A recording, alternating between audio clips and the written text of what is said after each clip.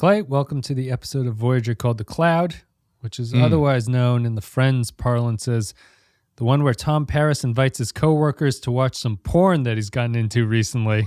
And boy, does everyone walk away with a big smile on their face at the end of that adventure. It's the classy stuff, though. It's like, the French stuff from the 70s where it's like, without the sex, this would actually still be pretty interesting. This is Skinamax stuff edited for TV, I think, with just extremely sexy. I don't know. I was just really struck by that. It was it's funny. Like we've talked about this in TNG episodes, like the Barclay one where Barclay gets caught creating versions of people that he works with, and then he's having sex with them or something in the holodeck, and everyone kind of gets skeeved out by it. Tom Paris, for better or for worse, is fairly open about the fact that that's what's going on, and he's just gonna. It's the future, baby. Where he kisses the holograms, and I'm looking at it with just a modern perspective of like, isn't that weird? That's a weird thing to do in front of other people. Like I can understand being by yourself, but to do it with other people it's a strange choice. It's a choice. And to be like, no, I come here all the time. All the time. When I was in Starfleet, I came here for real all the time. So everybody. I was just saying, everybody's basically just hanging out in his sex fantasy, which nobody seems to totally appreciate that that's what's happening. It's just like, oh, wow. Thanks for creating such a cool hangout for all of us, including the captain, to come hang out in. Well, the character at the swarmy guy comes up and he's like, Captain Janeway, I would like to F your brains out at the end of this pool thing. And she's like, oh, hologram. Yeah. So she's like, I mean, not this time, but maybe next time. Yeah. It's Paris is just so deeply into porn that he doesn't realize the line where the line has to be drawn, and no one seems to be able to bring it up because it's, this is a long car ride home. You can't have an awkward moment 5 minutes into your 3-hour car ride up to the Canadian border or something. So we'll see. Anyway, this is The Cloud. Helps if I go there. It is the 6th episode of Voyager's first season. Came out on February 13th, 1995. Teleplay goes to Tom Stolze, I guess, and Michael Pillar. Story credit goes to Brendan Braga. Directed by David Livingston. In-universe date 48546.2, which is 2371. In this episode called The Cloud, with energy reserves nearly depleted, Voyager investigates possible resources inside a nebula, which, as it turns out, is not really a nebula at all. It's a cloud. So maybe... She got a great ass. You've flown your ship all the way up it. all the way up to its hips or whatever that saying is. Anyway, so The Cloud. Maybe it's just the starting over of a new Star Trek series, but I was watching this one and maybe I haven't settled into Voyager, but I thought for the briefest of moments that this was going to be a revolutionary Star Trek episode where they run into an anomaly of the week and they run away from it, and that's it. There's like no story that goes on after that, and it's just a kind of slice of life thing. Yeah, I actually kind of thought the same thing. It wasn't until they got out of the anomaly, quote unquote, that I thought, oh yeah, maybe okay, because I almost really liked this episode. And I think if they had done something more, I would say I liked it. Yeah, just to say that up front. Yeah, I liked what they were trying to do, but I didn't really think that they went as far with it as they could have. I wish it had been more slice of lifey, and I kind of was. Yeah, when they left the nebula, I was kind of like, I kind of had the same feeling. I was like, oh, okay, maybe that's just. That vignette is over now. Janeway wanted coffee, so she put the entire ship in danger. And it didn't work, and now they have 20% less power than they did before, but, she's going to have to drink decaf, I guess. Yeah. I thought that then it was like that was just going to be it for that thing. And however, I really did like the idea of the nebula turning out to be creature. I thought that was very cool. I like that. Yeah. I'm not even really joking. I honestly thought that when they ran away from it, I was like, this is a revolutionary episode of Star Trek. Like, they're just not going to deal with the anomaly of the week. They're just going to continue on. And because the rest of the episode has been structured as this slice of life, a day in the life of the crew kind of thing, that we're going to get like this really weird offbeat Star Trek episode.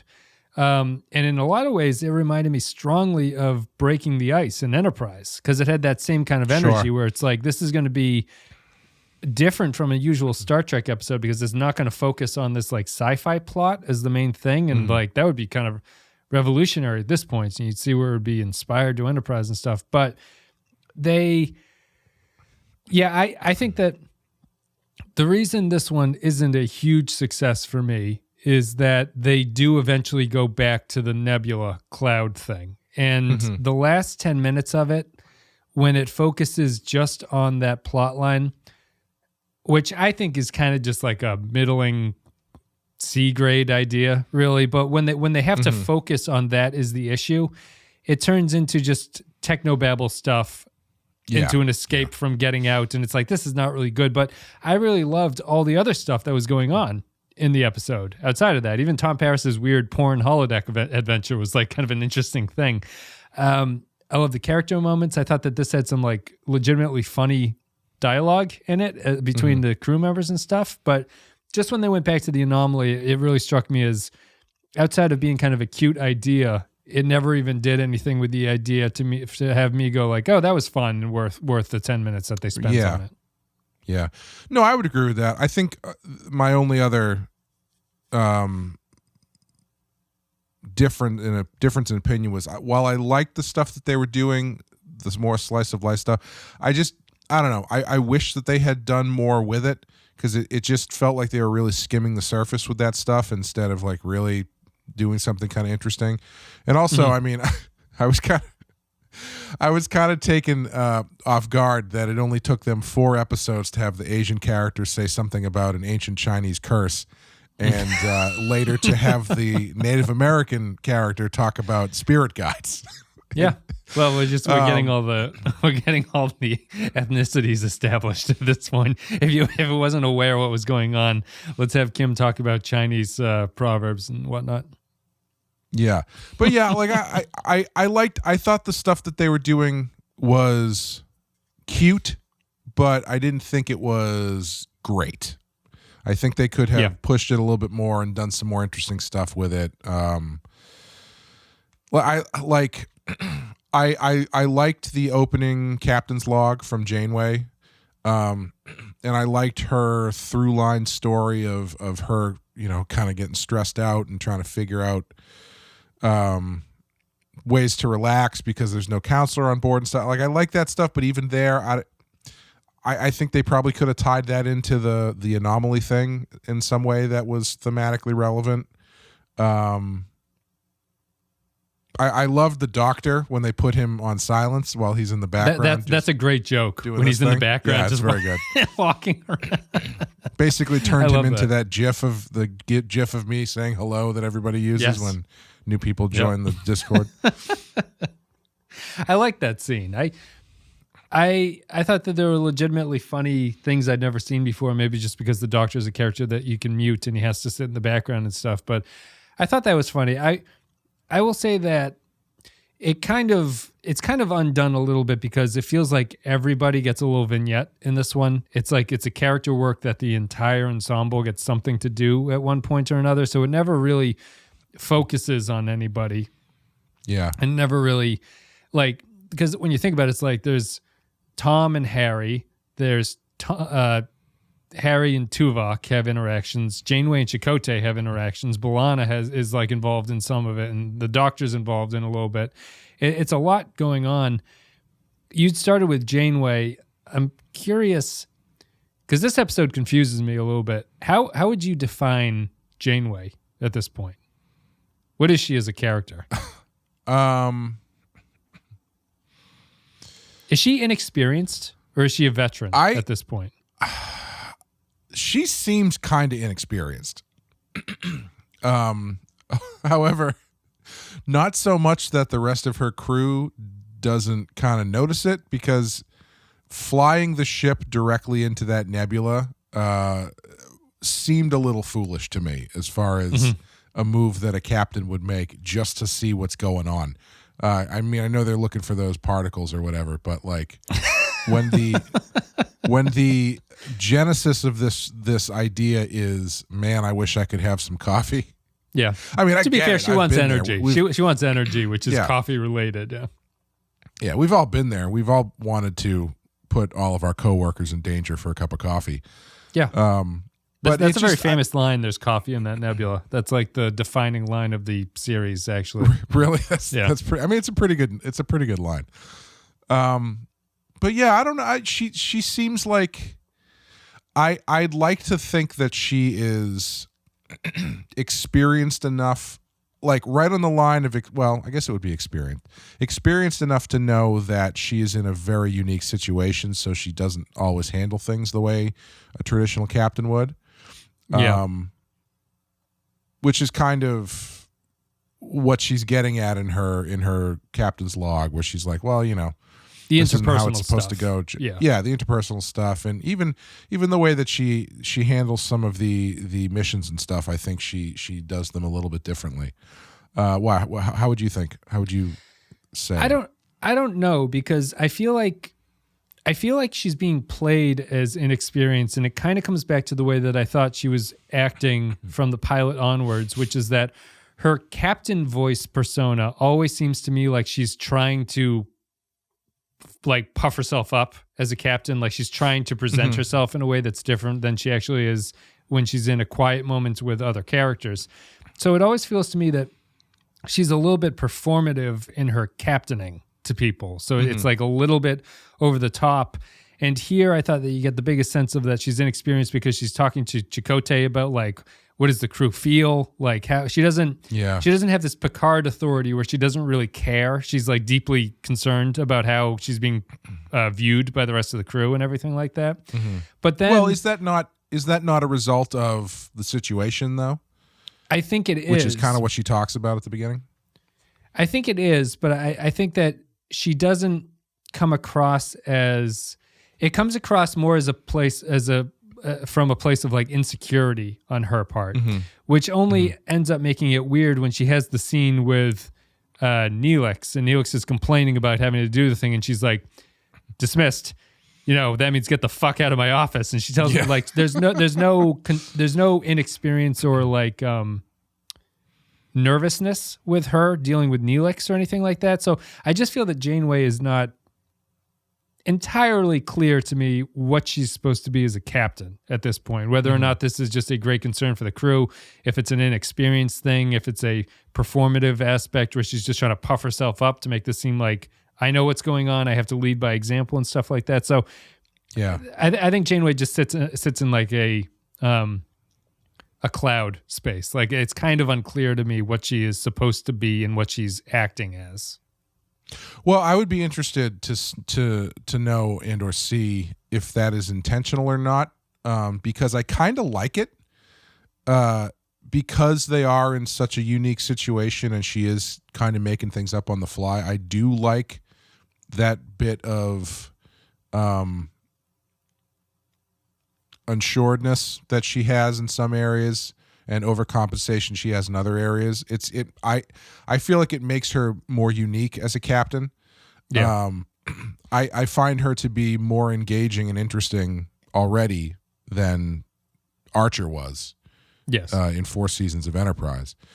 And because I think she very easily could have fallen into just being another kind of cookie cutter captain, but I think they're kind of doing, whether or not it's intentional with this sort of differing approach to differing situations, it does make her more unique, and it does make me more interested to see what she does in any given situation.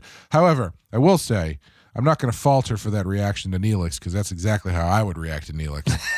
Again, this character is nothing but bad news as far as I'm concerned. I thought this was his best episode, actually. Like I kind of understood he his point here is like, what are we doing? Like, why are we having these adventures? He has kind of a meta commentary on the series at large. He's like, what's wrong with these people always stopping to have an adventure when they should be trying to get home? And so I like that. I wish he's kind of stuck as a character, because even when he has a great point like that, he's kind of always going to be undone because he's not particularly a serious character about anything. So Janeway dismisses him here with a fury. But I thought outside of that, he was more bearable than he has been in past episodes, just because he actually had a point about it. Him being concerned about the, like, he's like, I'm cooking dinner here. You can't have people do their jobs while I'm cooking dinner. That's his like Neelix-y most annoying aspect of it, but it was just that line. He's trying to run a restaurant, it's hard. Yeah. Again, pointing out that Janeway had a gigantic room all have to they not herself moved? in her... I was wondering if they have moved. That seems. I wondered if she booted him into the actual like galley for that. I don't know. It looks possible. exactly the same, but yeah. Yeah, if not, she had quite a big room to herself. Yeah, I don't know. I did think it was funny when he pops into the bridge with hors d'oeuvres for everybody. Yeah. But at like, the very I end, really think that's like his redemption arc. Yeah. When I really think that's borderline for me, where they either have to go more ridiculous than that or don't do that, because him as a character, I would prefer it if he did that in the middle of like a red alert or something when they're I don't know. Yeah, it just seems like is this he the needs silliest Star Trek series? Is this like the silliest one? Yeah, it is easily. It's got a really silly energy to it sometimes. Yeah, it's I would say it has a similar energy to certain episodes of like Deep Space Nine, but it's more of a constant energy. Whereas, every now and then you'd get like the silly episode of Deep Space Nine that involves O'Brien and Quark or something. Yeah. This is kind of like you've always got that kind of undercut. I would say Neelix is probably a character descendant from Quark, because they kind of occupy the same space as far as like they both are in the food service industry. You're right. But they live on tips. But in being, all they do is complain about the hours. But in the same kind of seriously though, they do occupy the same space in that they are sort of the recreational facility. Yeah, oh, sure, yeah, that too, yeah. That So I like Quark better, obviously, because I think Quark has more of a defined character to him, whereas Neelix, I don't know. I'm still not sold on him yet. Yeah, Quark has a baseline competence to him that isn't completely obnoxious all the time. Like Neelix hasn't really been shown to be competent at anything yet, because he's not even good at making food, as we see in this episode. So yeah, it's he's kind of just the goofball character. It's a good point that he is Quark-like. I was thinking, because one reason I kind of like this one is that I like sort of, especially just coming off of Enterprise, I like kind of the like spicy crew interactions, which I think Voyager is doing at a very interesting tone, where it's the characters are argumentative with each other, but you never get a sense that they actually have any animosity towards each other. So it's like, yeah, I was thinking how it compared to DS9, and I would say that DS9 is like, Voyager has a different aesthetic to its interactions than DS9 does, where DS9 to me felt like characters had varying levels of like and dislike of each other. Like there was a sort of like hierarchy in who the characters would prefer to work with or like talk to or whatever. Voyager, it feels like it's a theatrical animosity that a lot of the characters have towards each other. It doesn't really feel grounded in anything. It just feels like these characters are kind of antagonistic towards each other. They're going to have a little bit of an antagonism now. They're going to talk about it, and then they have dialogue that is like almost like curated for that purpose or something. I don't know if that makes much sense, but it doesn't feel I wouldn't say that Voyager feels realistic in how it is, but I also think that it's not bad. It's just the way that the show is trying to have these characters go off on each other, and I kind of like it after after no one on Enterprise really disagreeing about much of anything or having any different points of view. At least these characters have different points of view when they are in the same scene with each other, even if it doesn't feel completely real. Yeah, I do think it's strange still that they went from will this crew of Starfleet and Maquis be able to coexist without killing each other in the first episode to everybody's just chumming it up, hanging up in the Tom Paris fuckhouse in 4 episodes. You know, it's like, okay. I mean, I enjoy their interactions still, but I feel like the edge is gone by this point. Yeah. I mean, this isn't a Maquis Starfleet thing, but I liked the Tuvok very quietly calming over to Kim to tell him to shut the fuck up. That's a great joke. And then calming back, good. Kim calms back and is like, "How dare you say what I did?"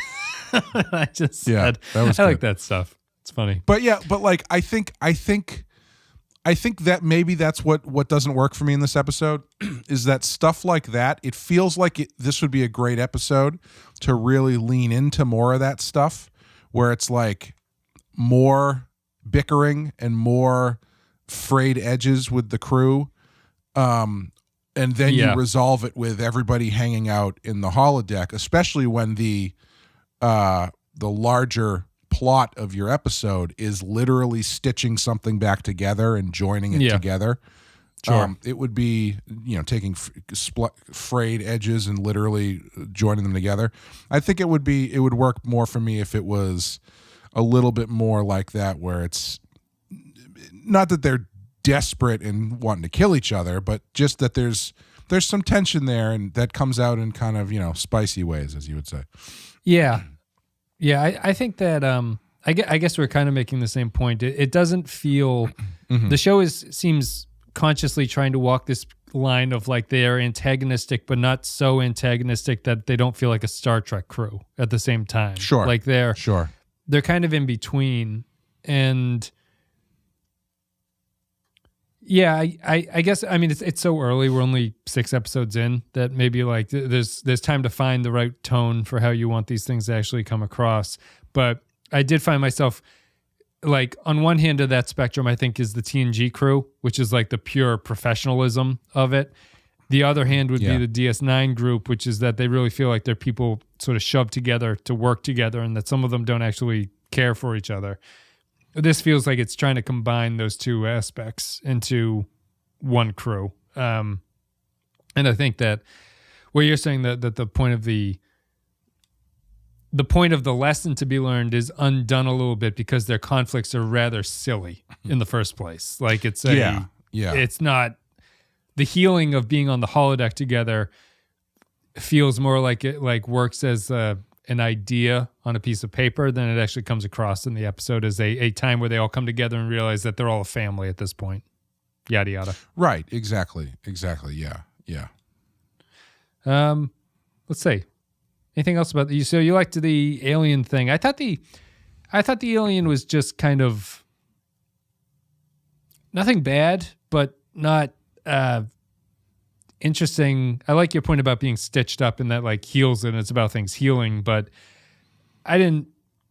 it's one of those ones that's just so divorced from the rest of the plot that every time you spend with that sci-fi idea, it just feels like they're killing time to get to the end of it, or maybe not killing time, but it was the disappointment of me being like, oh, right, Star Trek has a formula. They have to do the formula now. This is the time. Yeah. Well, I think the problem, a big problem with it, excuse me, is they really fall headfirst into the technobabble for technobabble's sake stuff. Yeah. Where they're just saying stuff that only has to do with being expository about the sci-fi aspect that's happening. There's no underlying meaning. It's just everybody saying stuff about the thing that's happening, and it's not in service of the story. It's just in service of explaining what the sci-fi element is. Yeah. Yeah. So you've got, and it just really feels like it stacks up because, I mean, if you kind of look back at those scenes, they've got basically the whole crew doing it at the same time. You've got Janeway doing it a bit, and then you've got Torres doing it a bit from the engine room. You got Paris doing it. Paris is usually the guy who's going like, wait a minute. So what you're trying to tell me is, and then he says a little bit more, English version of it. But everybody's in there, and the doctor's in the background, and he's giving another approach to it, and it's like, all right. Again, if they were doing this and everybody was arguing with each other, that would at least be thematically interesting. Yeah. But this is just everybody kind of just saying stuff. And it's like, all right, well, cool, I guess. Yeah. But the general idea that a nebula is actually a creature, I really like that, specifically because this show so far has just been them driving headfirst into nebulas.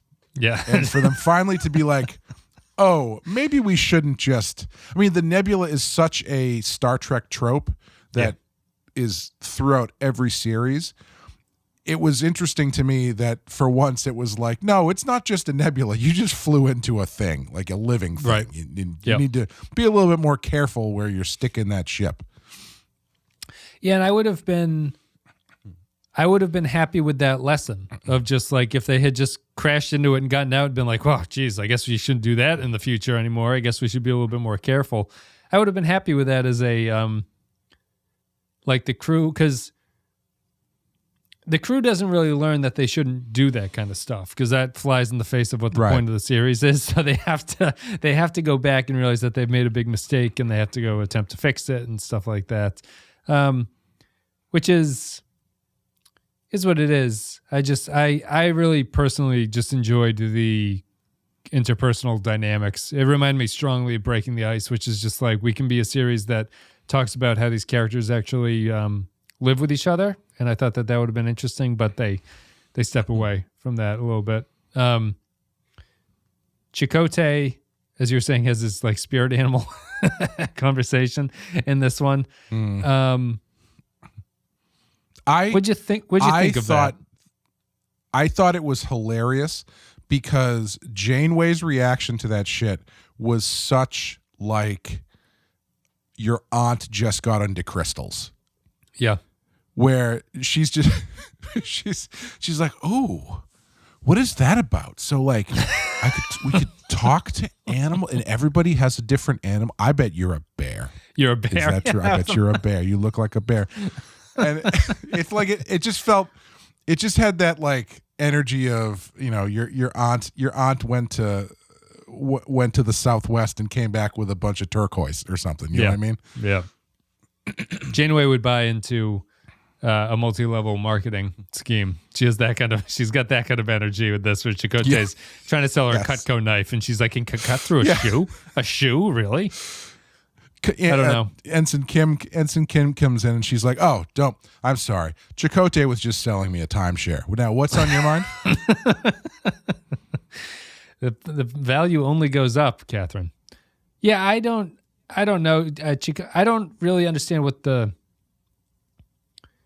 it just felt like a kind of weird, time-consuming plot line. I didn't hate it, really, but I wasn't, like, enthralled by any of it. I did like the fact that when B'Elanna comes in and it feels like they just got done having sex, they're like, oh, geez, like, hack up the stones and stuff like that. We got to move on. And the bit where B'Elanna is the only one who killed her spirit animal is fine. That's a good Klingon joke, I think. That's decent, all that stuff. Anything else about the cloud, I guess? Or should we just go to Patron thoughts at this point? I don't have too much else to say. I continue just to like the Voyager episodes in a way, but this one it maybe brought me back down to earth in a way, because it was like, no, the show's not going to push the envelope that far, so don't get too crazy. Yeah.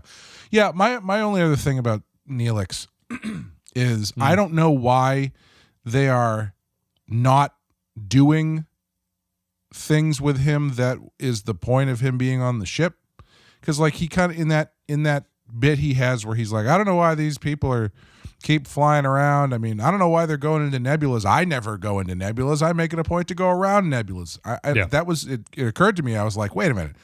The reason he's on this ship is he's supposed to be their guide. He's not supposed to be the fucking chef. Why is he now comic relief in cooking food for everybody when he's supposed to be the person who's like showing them around and showing them what to do and what not to do? And I don't know. It's just really weird to have a character like that who has such a seemingly specific purpose never do it. Like if he did both, that's fine. Yep. But he just never does that other thing. He's just there to be goofy. And I think they've shown him being bad at it. About him. Yeah, they've shown him being bad at that more than actually being good. Kes can do a lot better, is all I'm saying. Yeah. That was their like makeout scene is disgusting when she realizes she's like she's that relationship. That relationship has big freshman in college boyfriend from high school energy. Where she's like, you're the only one for me. And then she spends 48 hours in the holodeck with Tom Paris. And all of a sudden she's like, we should see other people.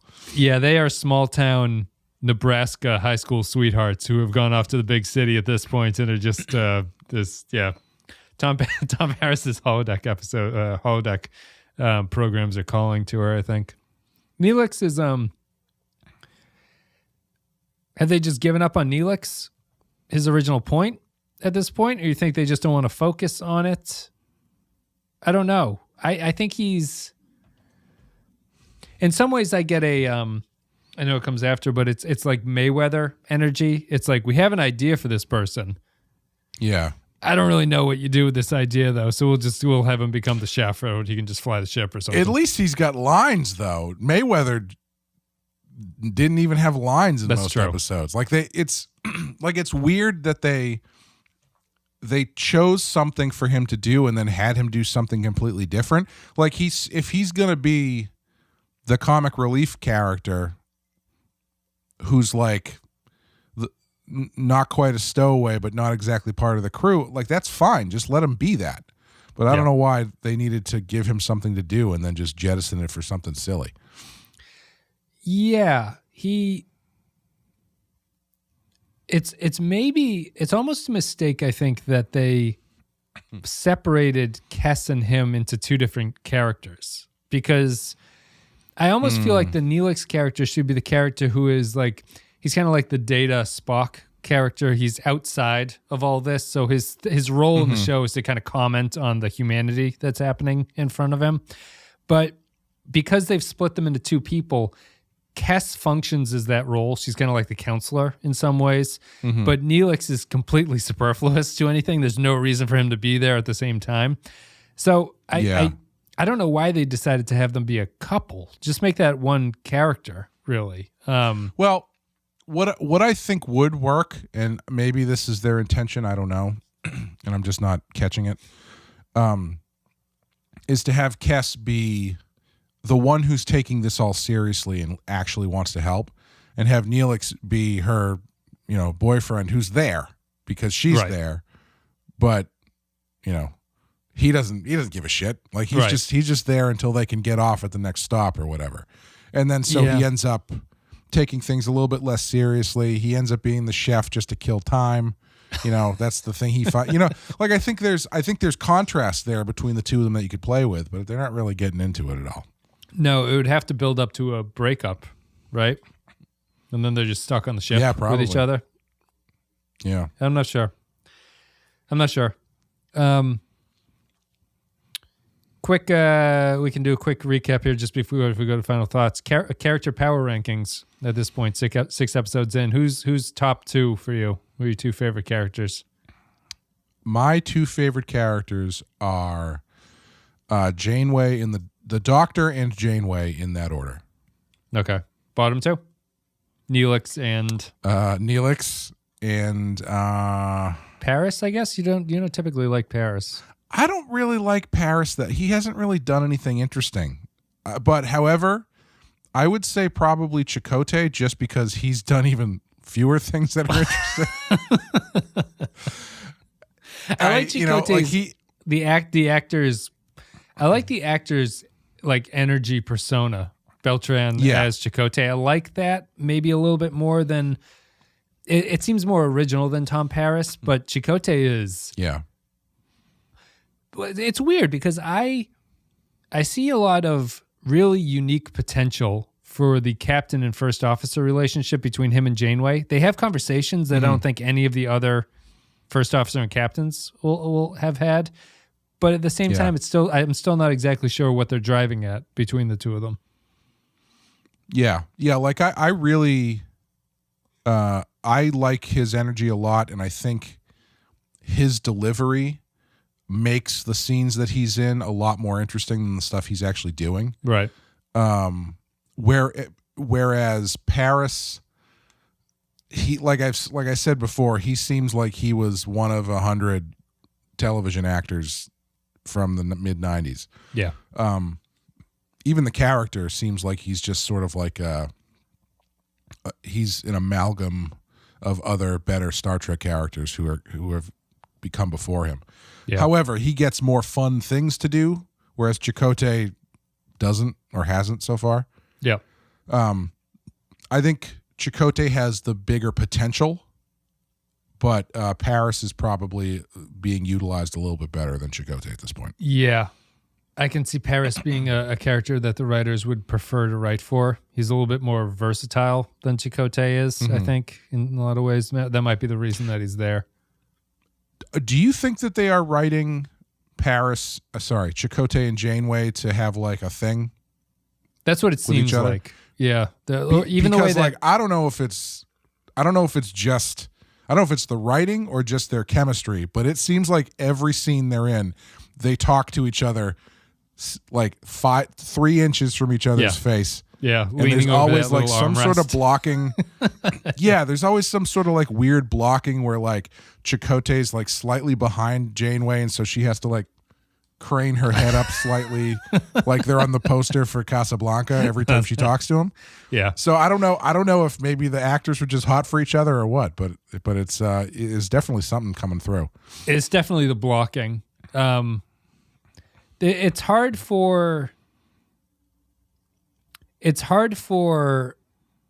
like the way that women sit when Janeway's like sitting facing him just inherently feels flirty to me when she like swings her legs over and kind of looks at him. I don't know if that's I don't know if it's just a kind of a body language thing that seems there, but like when they're having that conversation on the bridge where she calls him a bear, it does seem very loaded with like sexual innuendo about all that stuff, like down to the bear line, down to the way she's sitting and looking at him. I'm not sure. Maybe it's just the symptom that a lot of us Star Trek fans had to deal with, where we don't understand what it's like for a woman to actually be engaged in what we're talking about. And so we immediately pick that up as being flirtatious, and it ends up going horribly. Anytime a man and a woman talk, Clay, there's clearly some sexual energy just being passed back and forth.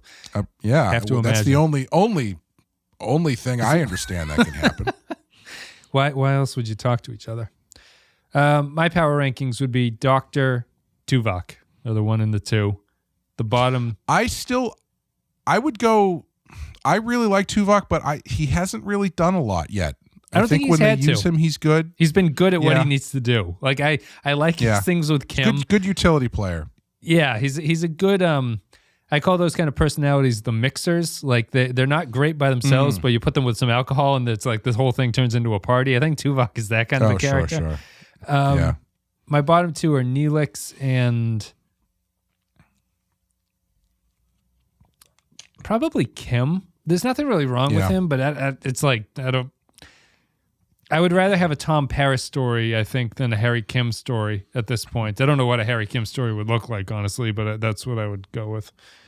Well, sorry. I was going to say, if it's based on the way they wrote him in this, probably a lot of outdated 1940 stereotypes is what it would be like. Yeah.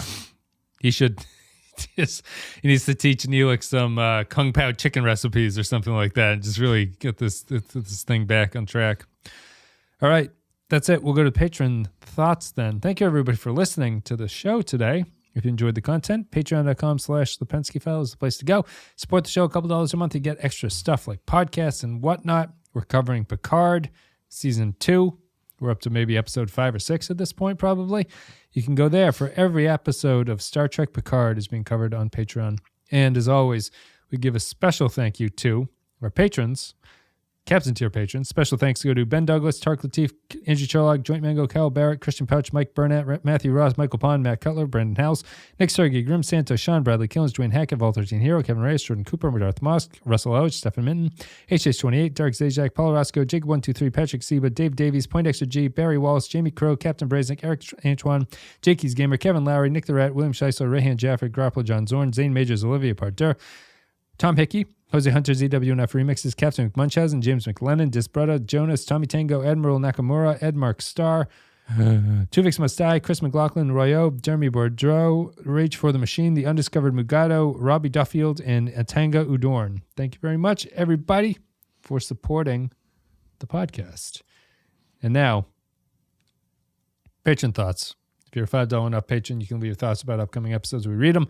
Norman Buckwald says, The Cloud is an episode I've seen others give negative ratings, but I actually quite like this one as the main story is not so much the anomaly, but the community of crew members on the ship. Still, this does harken back to the TNG episode Galaxy's Child, except there isn't a character coming off as a creep in this one. 3 animal guides to discover out of 5. I don't know if I would agree that there's not a character coming off like a creep in this episode. Also, not to be ageist or anything, does Tom Paris have a thing for older women in this? Maybe. There was. I just found it unusual that the woman who owned the place. Yeah, she's older, right? Yeah. It was just nothing. Not that there's anything wrong with that. There's a whole subgenre categorization of that kind of adult content on the internet you can find. But I was struck that Tom Paris didn't really strike me as that kind of a guy. I would have imagined just Hooters waitresses all around that place instead of just a Yes. French madam or something.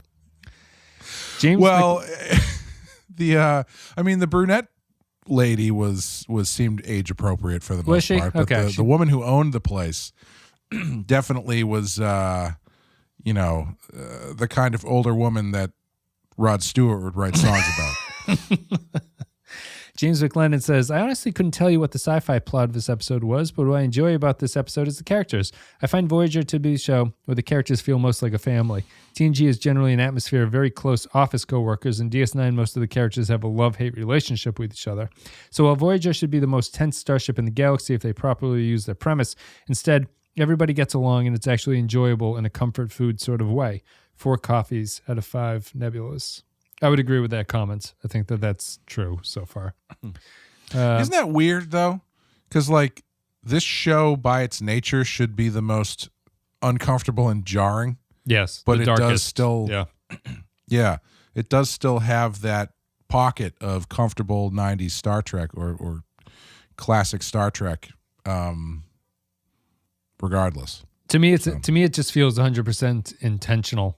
I think it's that, Yeah. Oh, if definitely, If I'm to predict what the flaw of this will be, it's that they wanted that comfort TNG, like an even more familial TNG was what they were trying to get to, but the concept and the premise just kind of flies in the face of that, and that's where it ends up. Christian Pouch says, this episode made me regret wanting to learn more about the characters. That trip into the nebula was reckless, Neelix is insufferable, and that pool hall is no. We're only in the 4th episode. I barely know these people, and still everyone feels off, like they're all tripping on something. Nothing flows, like the writers had a bowl full of ideas and they just spliced them together into a script. 2 out of 5. I also agree with that about that one. I like the episode more than that, but it is kind of disparate. Patrick Seba. We didn't even talk about how one of the patrons at the Paris bar is fake Kramer from that episode of Seinfeld when they cast the movie. That is what or he the is. show rather. Yeah. That's that guy is so recognizable. I knew it was him before they even showed his face. Right. He had I don't know what it is about that guy, but I kind of heard him say something and I go, "Oh, I know exactly who that is. That's the fake Kramer guy." Fake Kramer. Yeah, I forgot that he's fake Kramer. I don't know what I would think of him from, but he's just one of those guys. He's that guy. Patrick Seba says, mint juleps at breakfast. Ensign Kim, oh, what fun. Chakotay's a bear. How rugged that one. Can't be arsed to care. It's a crew full of squares. Competent but boring. It's done. 2.5 fake Indian advisors. Lower half out of 5. Rayo says, the episode has somewhat of a famous reputation in Star Trek being an example of how a boring anomaly of the week script was saved by excellent character direction. A dull conversation about officer etiquette is saved by having Janeway in the background in a desperate search for coffee, and a laborious technobabble sequence is made more funny by having the Doctor in the background acting offended while muted. Heck, anytime they come to the Doctor for dry technobabble, he returns with biting sarcasm, which dramatically improves the episode. Really, the crew interactions are top-notch in this episode and kind of a surprise for Season 1 of Star Trek. Unfortunately, the reason the Cloud is so well known is because the show won't maintain this level of quality. The biggest nitpick of the episode is that the plot is about how they can't afford to use a replicator for coffee, but Tom and Harry are drinking wine in the holodeck.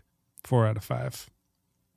Yeah, I have a lot of questions about that because they have to shut down half the ship so they can save power.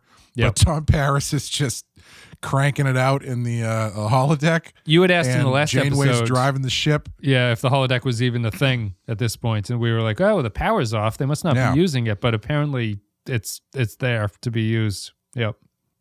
Yeah. Yeah. Between his holodeck use and Janeway just driving the ship into nebulas and costing it 20% of the power reserves to get out, it's not really rationing it the way I would assume they would. I think that aspect is the biggest problem in a season-wide sense so far, is that they keep talking about power shortages, and it's completely detached from any sense of that I have about what's going on, and it seems only to exist to give them a motivation to go to somewhere, to do something, because they need more power or something. But, like, they just started. I've never heard any other Star Trek show where, like, the ship goes off and they're like, oh, Jesus, we're already out of gas. Like, we got to go stop and get some more gas. It's like, we can't, this new Intrepid class ship just burns through the miles per gallon or something. But this crew, they lost 20% in this episode. They don't have enough energy to make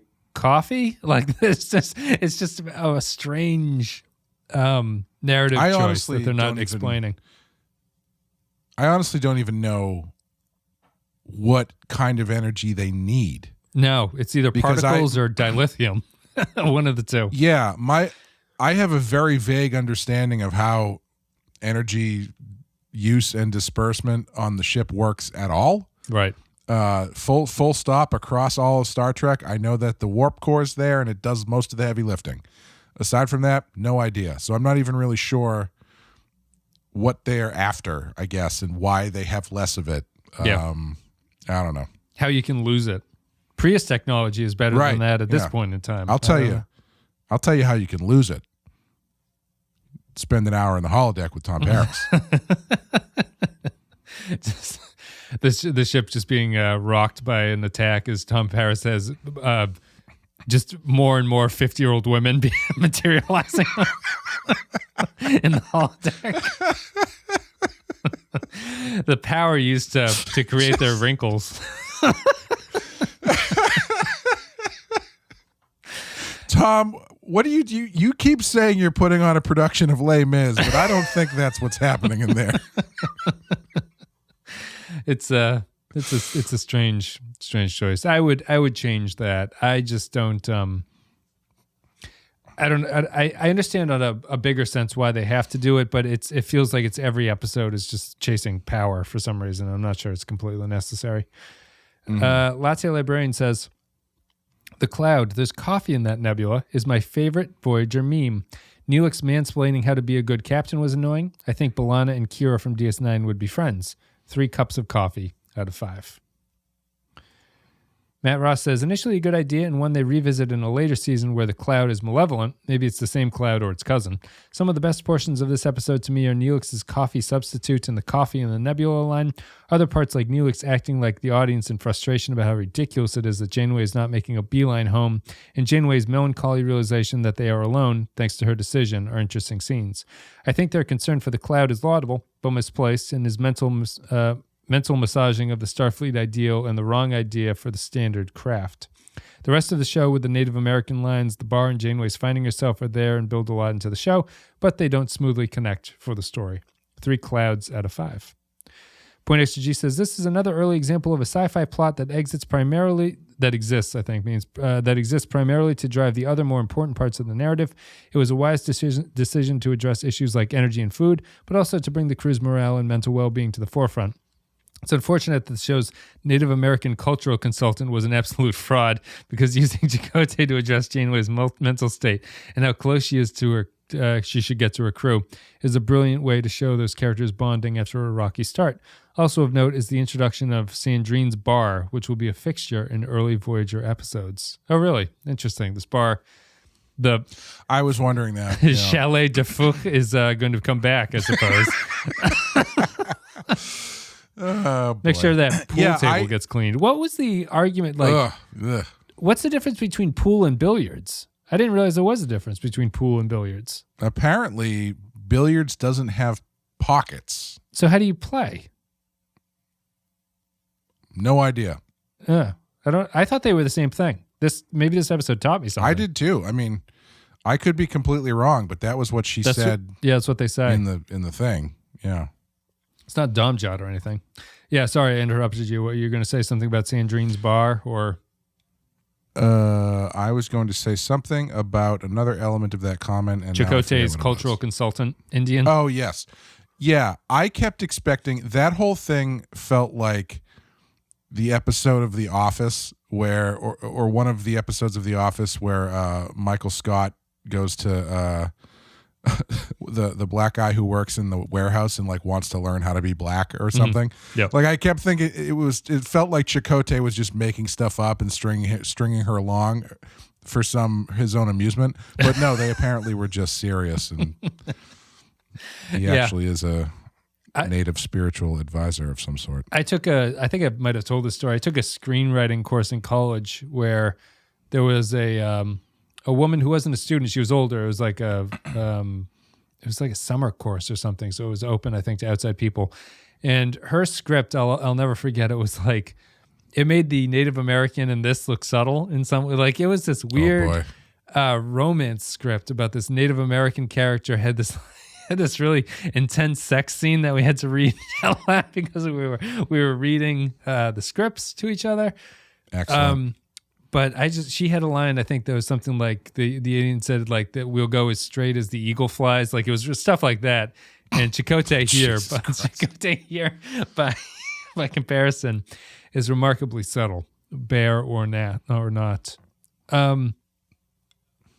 Janeway's animal doesn't say anything to her, does it? I don't think so. She says hello to it. She gets yanked out of there before her salamander can say anything. Okay. Kyle Barrett says, The Cloud, a bizarre and clumsy little episode in every way, including the script, the face of which reads like a Brandon Braga phenomenon of the week joint, but with Michael Piller ejaculating his trademark character moments all over it. It's those character beats, the awkward and racist as some of them can be, like the Native American stereotyping and the Korean guy being a font of Chinese wisdom, but that keeps the episode afloat and makes it surprisingly watchable, even if it's through one's fingers. The teaser in particular is great. We also get the debut of Chez Sandrine, and while I like the idea of a central socializing hub, it's a weird choice of venue that I just don't like and is clearly the front for a French whorehouse. While Harry Kim plays the shy, sexually inexperienced ensign, rumor is that he has the dick the size of the red sequoia and fucks like a bullet train. 3 ancient Chinese curses out of 5. Oh boy. We'll get to Harry Kim. Kyle. Kyle, tell us in your next comment what the difference between billiards and pool is, please. Yeah. I'm not going to Google it right now. We'll wait for the next episode. I'm sure it's a recurring. I want next episode. I want only comments about the difference between billiards and pool from everybody. But we're not reading them. Brandon Howell says, well, it galls me to agree with Neelix on anything. He's right about the actions of the crew in this one. These people are natural-born idiots, if you ask me. Why don't they appreciate what they have here? The ship is the match of any vessel within 100 light years, and what did they do with it? Well, let's see if we can't find some space anomaly that might rip it apart. This episode sets up the Neelix is a bad cook storyline, and we're introduced to Sandrine's, where Tom has a girl on every arm. If Chakotay had never shown his medicine bundle to anyone before, how come B'Elanna tried to kill her animal guide? Neelix appoints himself morale officer. Get me to the Gamma Quadrant at once. 2 ancient sutures out of 5. Grappler John Zorn. This episode is worth watching in that it's a summary of about 65% of the dreary episodes to come, including the following traits: utterly uncompelling holodeck settings, atonal attempts at multiculturalism, meaningless and improbable sacrifices to do what's right. The show is as fond of spatial anomalies as TOS was of godlike beings, but at least godlike beings have some personality. Early Neelix is neither comic relief nor an effective voice. The attempt to do both simply casts the character as an unlikable irritant.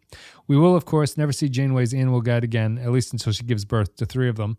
The chord of self-sacrifice for moral reasons that Voyager keeps trying to strum is inherently out of tune, as we all know everything will return to normal by next week's episode. A most cynical 5 out of 5, because if you wanted to show someone what Voyager is all about, this is the episode to show them. Kieran Simmons says, episode is dull, but new characters make it feel a little fresher. Neelix wasn't terrible yet here. Imagine how much more interesting if the episode was about solving an ordinary Star Trek problem. If the episode was about trying to solve an ordinary Star Trek problem, but getting creative to do it using minimal resources. Jonas says, well, we never get to see the living space anomaly around which the majority of the episode was centered. The spirit animal business is, I suppose, a nice try. And Paris's holodeck pleasure dome is a lukewarm diversion from the banalities of this episode. As usual, Picardo remains the best part. 1.5 out of 5. Final comment, Darth Musk. Could the Doctor go to that place? He could, right? I assume they could probably just... To the holodeck? Reroute his projector. Yeah. That's fun. Hang out with him. That's fun. Yeah, and he would get to interact with his own people, right? It'd be like going home because he gets to talk to other... In a sense, yeah. Talk to his own holodeck people. Darth Musk says, bland C-tier TNG story, but the show is shining on character development. Love the character-driven focus of the episode despite questionable spirit animal vision quests. Get the captain some coffee. 3 annoyed doctors out of 5. Thanks, patrons, for leaving your thoughts. Had a variety of opinions about the cloud. And now we'll get to our final thoughts, I guess, about this, Clay. So thanks, everybody, for leaving your comments. Patreon.com/ThePensky File. What are you going to give this one, Clay, on our scale of 1 to 5? I'm going to give this a 3. Yep. I think it's fine. I think it has potential, but I don't really know if it gets there for me. Yeah, that's about it. Yeah, I think it was a 4 for me when I watched it at first. It was like week 4. Mm-hmm. It's basically doing what I like about Voyager that we've talked a lot about already, is that there is at least an attempt to humanize this crew in some way. Like they are characters who exist and are sort of well fleshed out and have distinct personalities. I think that the problem the show is having so far is that while I'm liking everything, it hasn't felt like they found a script that really suits the characters yet. It feels like the characters are just stuck in a sort of generic Star Trek story on top of it. And because we don't know enough about the characters, we don't get a huge amount of solid interaction with them. Like, are Tom and Harry the 2 characters who have spent the most time together, would you say? Like, are there any other... It seems like it. Yeah, they seem to be more buddy-buddy than everybody else. And I don't find them particularly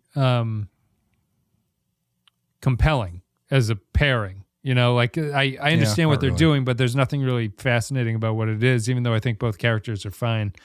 I think that's what Voyager at this point is suffering most from, is that they haven't found a story that you go, oh, this is deserving of a Voyager crew on it at this point. Maybe Time and Again was the closest, but nothing really super close. And this one, I liked it. I'm still enjoying the Voyager episodes, but sci-fi stuff, not so good in this one.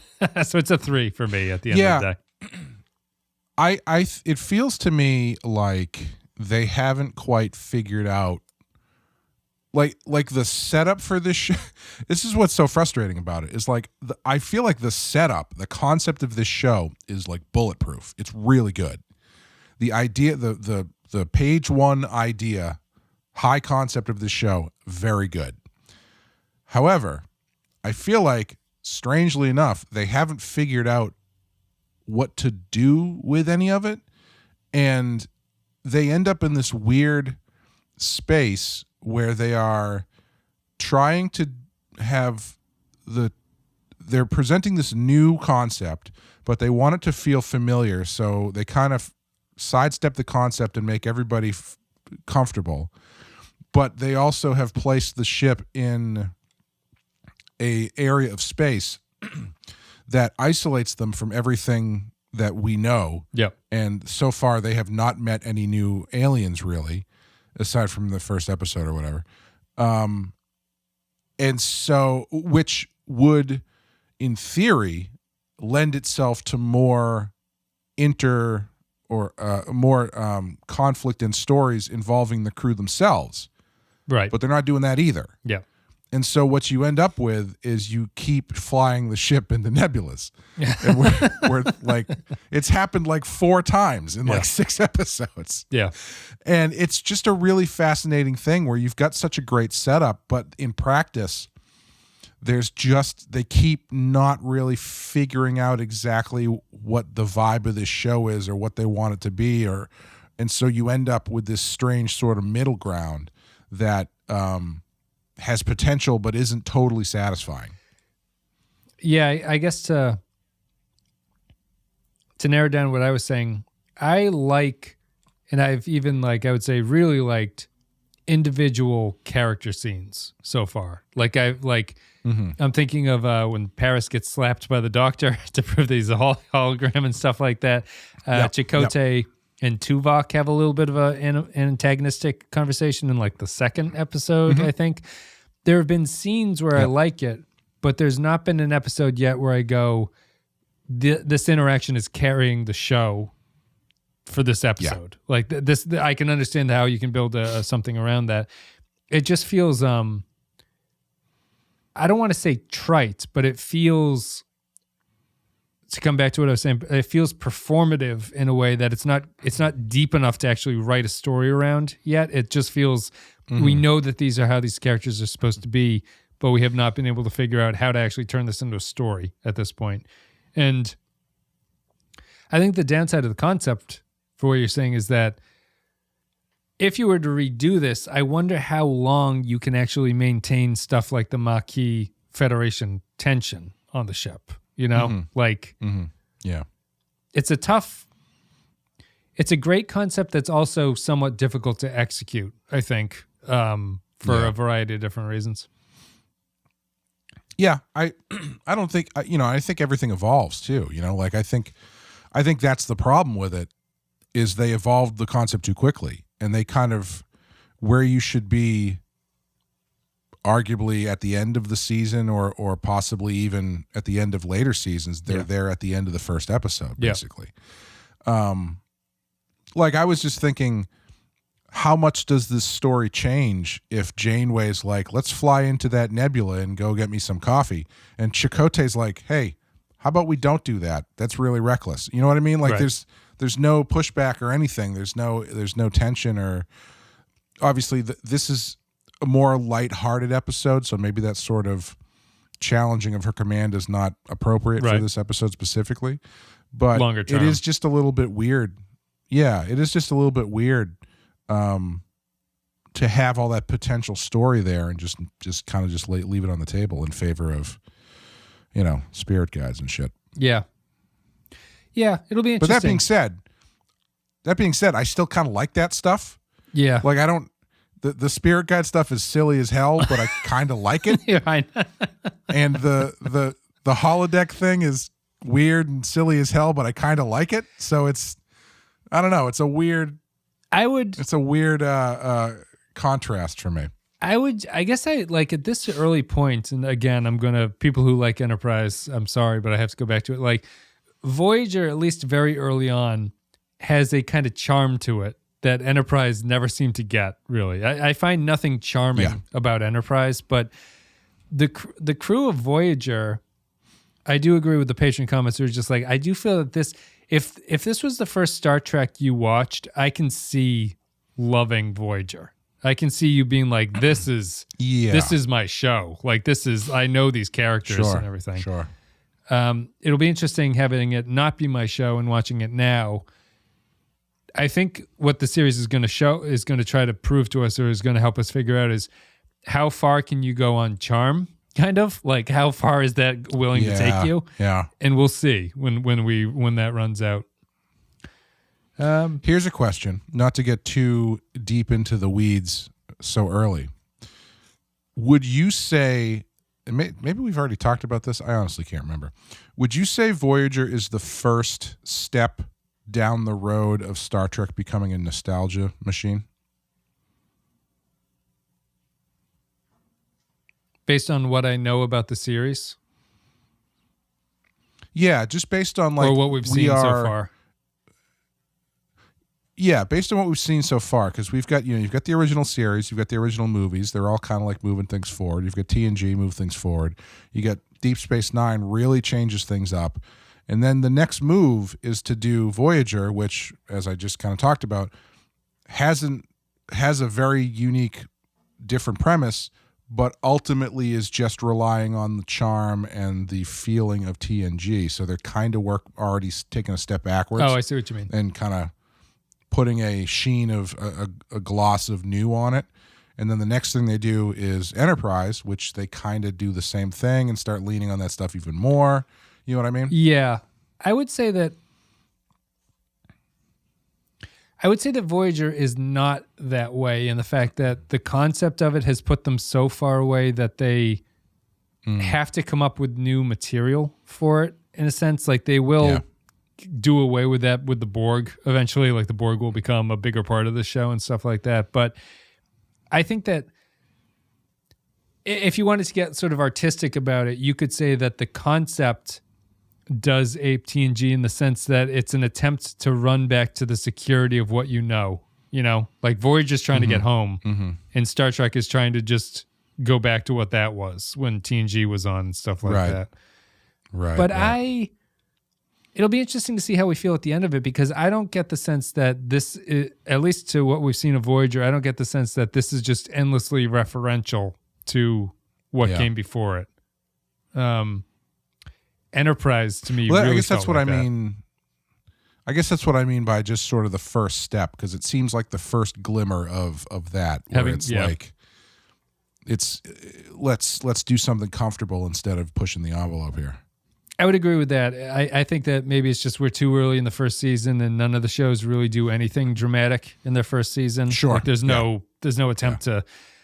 I still stick to the point that I think the first season of Voyager so far has potential to be the best, most consistent first season of any of the series that we've seen so far. Yeah, I would agree. I'm just straight threes all the time, but Enterprise was straight twos.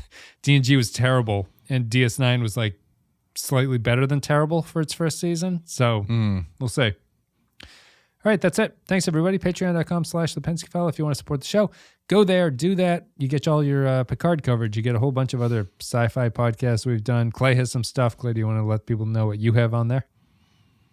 Yeah, we've got Amanda and I from the Rotten Horror Picture Show are covering this year the second stringers of Stephen King adaptations. Every month we're doing a sort of a B-level adaptation of a Stephen King story. So in January we did It Chapter 2. February we did Silver Bullet. March is Salem's Lot from the late 70s, early 80s. And I'm not sure what the next one is. It's going to be random for April. And Jesus, I can't believe it's already April almost. Get your taxes in. It's time. Yeah, it will be. Also, we're going to have a badass Patreon exclusive going up pretty soon, if it's not already out by the time this comes up, which is going to be myself and Sean talking about the Red Hood comic that the two of us are writing together, which will be out later this year. So if you want to know all about that, check that out too. Cool. Patreon.com/The Pensky File for all that stuff. Thanks, everybody, for listening. It means a lot. Thank you for leaving your thoughts about the cloud.